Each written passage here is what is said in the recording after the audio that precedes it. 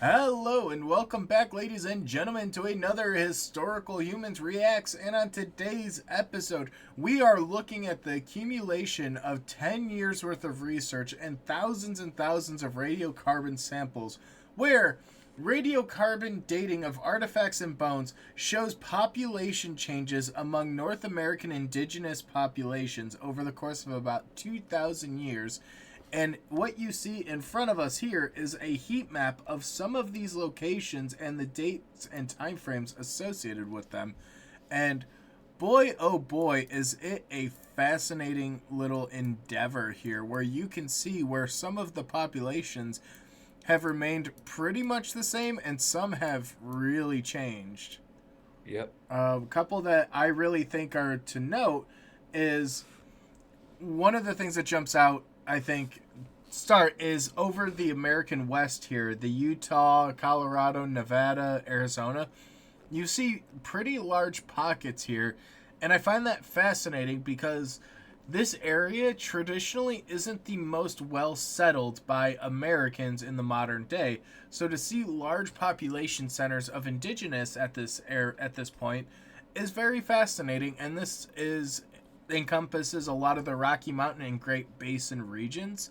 And actually, one of the things I do know about the Great Basin that's very fascinating is we can actually see population rises and declines depending on cycles of, I think it's grasshoppers or crickets. And effectively, it just became a really quick, easy source of food. So the populations would boom in those years and would go into decline when they wouldn't spawn. Yeah, that's a fun little trick there. It's a fun thing. But yeah, this particular study that's generating this map is a decade-long effort of gathering, I believe, some 60,000 radiocarbon samples and taking that to sort of project region by region across the United States what was going on with the indigenous population over the past 2,000 years. Because what everyone talks about and what all the scholarship is on is 1492, Christopher Columbus shows up. How quickly does this Native American population get sent into decline? And not how were those people doing in the centuries and decades leading up to Christopher Columbus's arrival and the push by Europeans into this territory.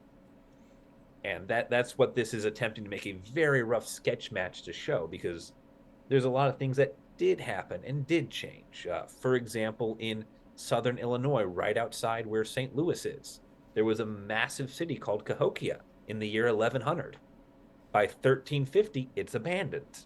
Major population shifts are happening entirely as a result of the indigenous peoples interacting with each other and with the land around them.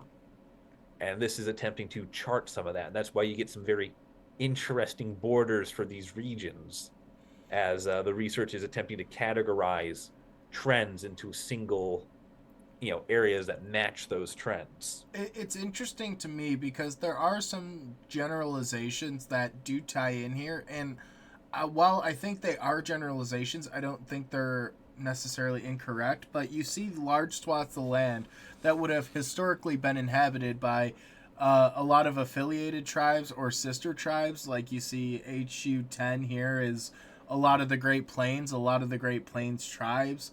HU7 here is right along the Mississippi River, and that was a really big to do. The Mississippian cultures that inhabited and that populated it. Cullum mentioned Cahokia, which was one of the single largest Native American settlements in North America at its peak in 1150.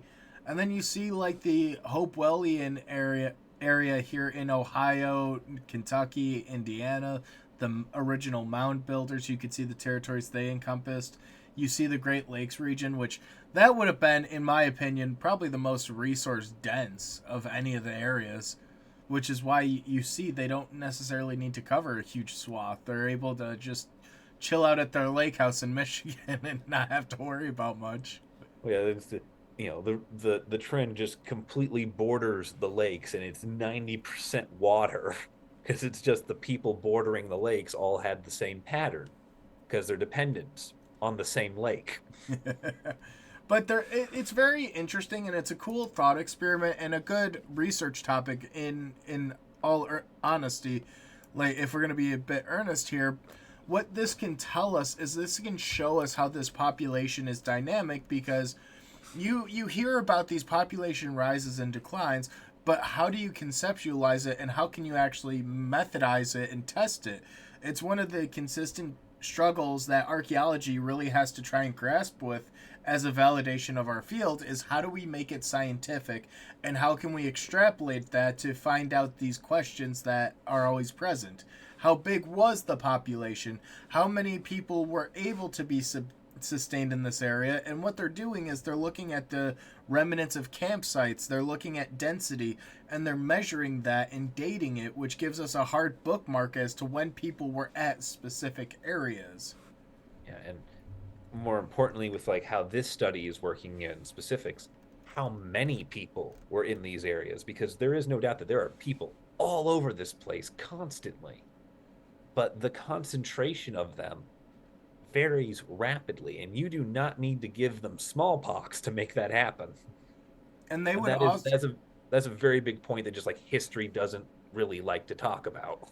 well, and then on top of that, they also looked at what kind of objects they are radiocarbon dating, the types of food, how good of subsistence it would be.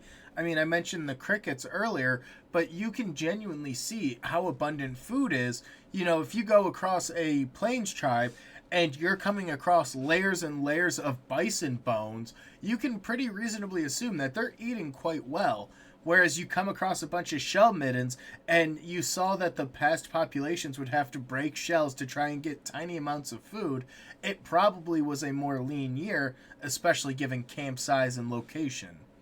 It all correlates, and it's a very cool, large, thought out web of interconnected ideas and, theories, and it's very interesting. And this is something that I really like to see, because projects like this and research like this only get better with time as they're able to expand their data sources and they're able to incorporate additional data sets. This is not the end. This is just the first hurdle, the first milestone. Oh yeah, yeah. The 60,000 was it radiocarbon dates, and the you know that's all just to build the initial database so that there's something to look at. Now the project becomes adding in every single radiocarbon date humanity has ever and will ever get their hands on into this chart, to continue to sort of fine tune it, get clearer pictures, make some of these large geographic areas, break them up into smaller groups where you start seeing individual trends. Because let's be honest, North Dakota and Kansas probably aren't always doing the same, as good at the same time. And this is That's just, where we that's can just a measure fact. and correlate with climate change and with climate fluctuations, like the main population decline in 1150. Yeah. The other thing that I really do find kind of interesting here, though, and it's probably going to be the last thought I have on this, but is the settlement patterns and the maps in which they have, because the map that we see in front of us is quite honestly vastly different than a European settled map. The indigenous cultures that were here before had really mastered the landscapes in ways that I think a lot of European descendants don't have the same visualization on. Yeah, well, to show that point, I would just highlight the sort of squeeze and like little spider web convergence halfway up the Mississippi River there, where it's just everything kind of makes these little narrow channels breaking off from it and following along it. You got was it group 8, group 6, group 5, group 7, group 10, group 11, all sort of have some sort of point where they connect to the Mississippi River and then just shoot out from that. Well, and that's where a lot of these, that's a very good point, but even to further extrapolate that, almost all of these are centered around the watersheds, around the rivers. I mean, HU 13 follows the Rio Grande, The 15 and 14 go along the Colorado River. You have the 7 and 8 go along the Mississippi. You have 5 go across Ohio, 6 go across Tennessee.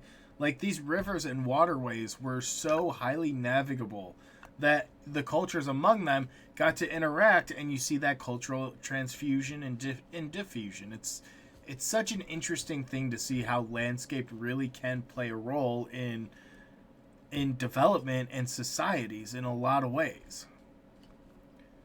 But we like looking at maps. That's the bottom end of this. That's where we'll leave it. That's where we'll leave it here. This is a fun, weird little map for looking at America in a very new light, and that's very exciting for us as archaeologists. And on the same note, I think we're going to drop a brand new risk map with very, very little inspiration. Thank you guys for watching. Let us know your thoughts down below, and we'll see you in the next one.